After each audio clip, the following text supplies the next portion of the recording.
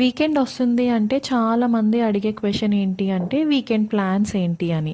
But మాలాంటి working మామ్స్కి weekend plans పెద్ద ఏమి ఉండదండి. వీక్ మొత్తం మార్నింగ్ కుక్ చేసుకుని ఆఫీస్కి వెళ్ళి మళ్ళీ ఇంటికి వచ్చి కుక్ చేసుకుని అవి క్లీన్ చేసుకునేసరికి మా టైం అయిపోతుంది. సో ఇంట్లో వాళ్ళతో అయితే పెద్ద టైం స్పెండ్ చేయం కాబట్టి వీకెండ్లో ఇంట్లో వాళ్ళతోనే టైం స్పెండ్ చేద్దామని అయితే ప్లాన్ చేసుకుంటాం. ఎస్పెషల్లీ కిడ్స్ని డే కేర్కి పంపించే మామ్స్కి అయితే చాలా రిగ్రెట్ ఉంటుంది. స్టార్టింగ్లో నేను కూడా చాలా రిగ్రెట్ ఫీల్ అయ్యేదాన్ని. తర్వాత ఆలోచిస్తే మాత్రం అనిపించింది నాకు, సో వాడి కోసమే కదా కష్టపడుతున్నాను, వాళ్ళ ఫ్యూచర్ కోసమే కదా కష్టపడుతున్నాను అని నాకు నేనే ప్రౌడ్గా అయితే ఫీల్ అయ్యాను.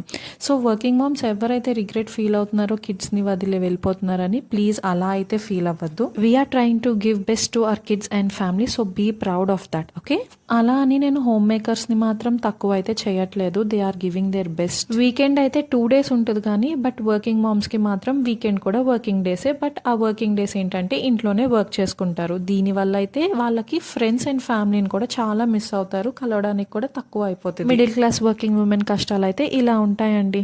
Thank you for watching this video. Please subscribe. Bye.